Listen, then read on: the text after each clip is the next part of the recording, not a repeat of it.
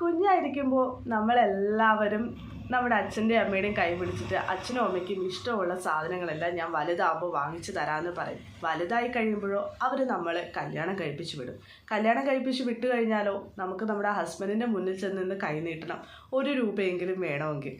അപ്പോൾ ആ 1 രൂപയ്ക്ക് വേണ്ടി കൈ നീട്ടി നമുക്ക് കിട്ടി. നമ്മുടെ കാര്യങ്ങൾക്ക് പോലും ഹസ്ബൻഡിനെ ഡിപ്പെൻഡ് ചെയ്യുന്ന നമുക്ക് നമ്മുടെ പാരൻസിന് വേണ്ടി വല്ലതും വാങ്ങിച്ചു കൊടുക്കാൻ പറ്റുമോ? ഇല്ല അല്ലേ?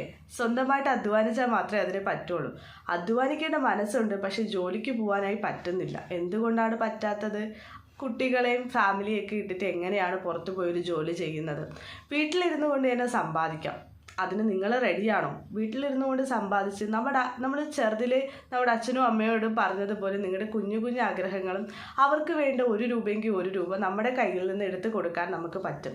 അതിന് നിങ്ങൾ റെഡിയാണോ? സ്വന്തമായിട്ട് അധ്വാനിച്ച് അച്ഛനും അമ്മയും ഫാമിലിയും നമ്മുടെ കുട്ടികളെയും നമുക്ക് വളർത്തിക്കൊണ്ട് വരാം.